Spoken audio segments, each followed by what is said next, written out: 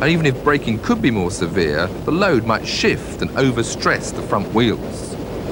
Next month, ABS, as fitted to this fully laden test vehicle, becomes a legal requirement for all new heavy trucks and trailers.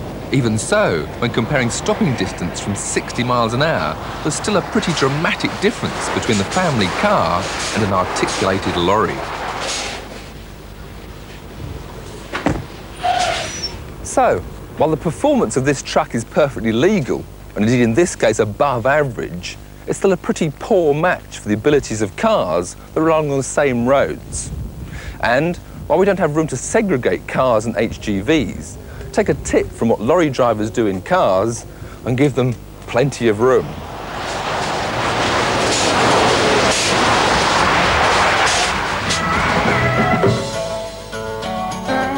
Rover's new 800 Coupe was launched at the Geneva Motor Show this week. Priced at around £32,000, Rover claim it's a full four-seater. We hope to find out in our road test scheduled for later this series. Also revealed at Geneva is Rover's new 200 Cabriolet, the first convertible from the company for a decade. We plan to test this model as well when it goes on sale next month.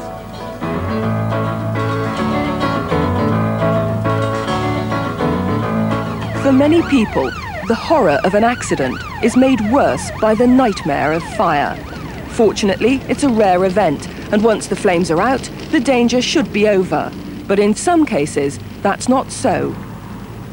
This notice has been circulating around police stations and garages across the country.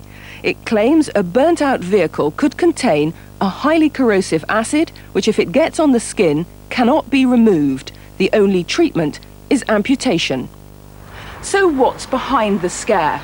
Well, this notice may look somewhat unofficial to say the least of it, but it is true. The warning first came from the Institute of Vehicle Recovery. And this is the problem.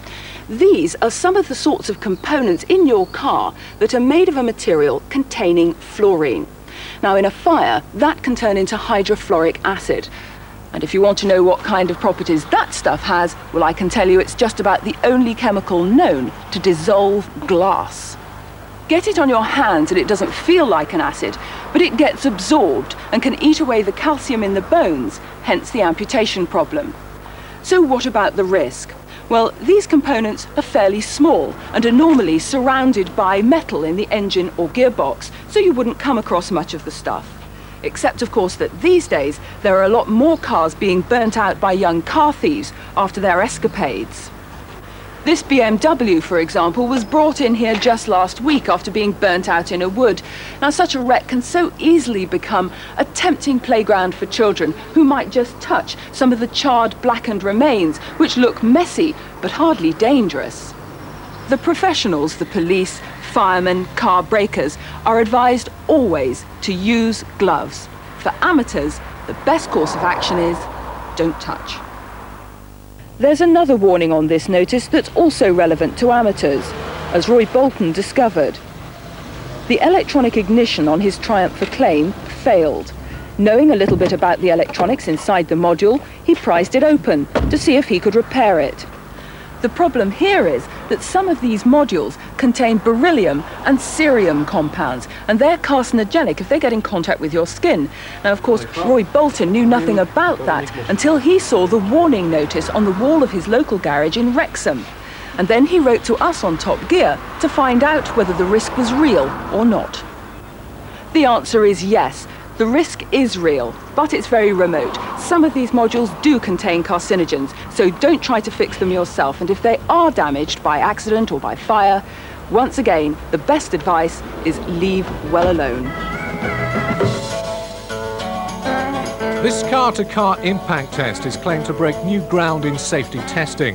The new Volkswagen Golf tested earlier by Chris and the Vauxhall Astra were chosen by the Auto Express Group as both are supposed to have been designed with safety particularly in mind. Making them collide while each was travelling at 30 miles an hour was intended to simulate real accidents more accurately than conventional impact tests with concrete blocks. Auto Express say that in general the cars set new standards of safety for both head-on and side impact collisions, but they identified a number of detailed points where improvements could be made.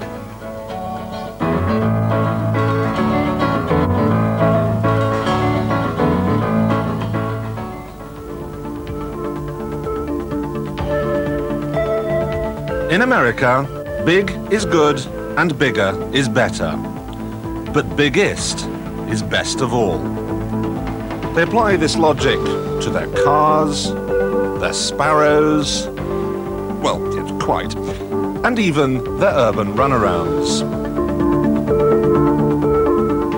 They're an excitable bunch too, except when you put them in a car. WRMF South Florida weather calling for plenty of sunshine today, but it's going to be cool. A high only near 60. Out here, it seems like all the other drivers are in a sort of catatonic state. If their coma got any deeper, people would come along and take their organs away for transplant. I think it's fair to say that the average American driver's heart beats every 3 hours. Boom, boom. Mustang Sally, guess you better slow that Mustang down.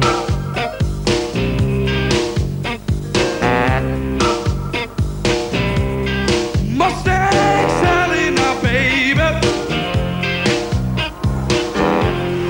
guess you better slow.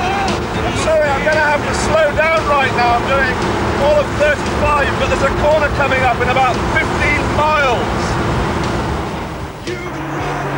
Out here, you know, the space and the stylists know it. A car doesn't have to be small. It doesn't have to have very good handling either, because let's face it, there aren't too many turns out here. Now the Mustang kind of reflects that line of thinking. This one's got a massive 5-litre V8 engine. I'm doing 45 miles an hour at the moment, and it's turning over at 1,000 RPM.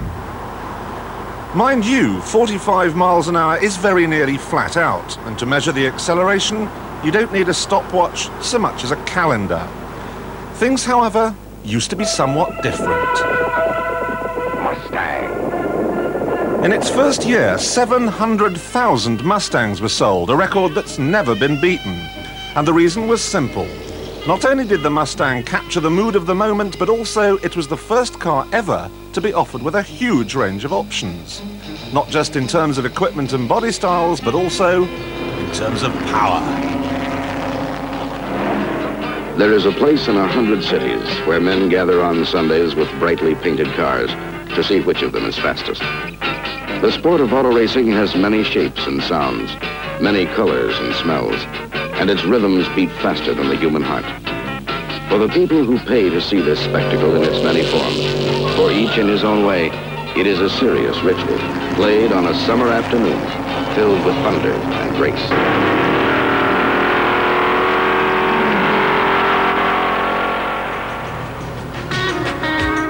In 1965, you could put a 6-cylinder Mustang on the road for $2,500.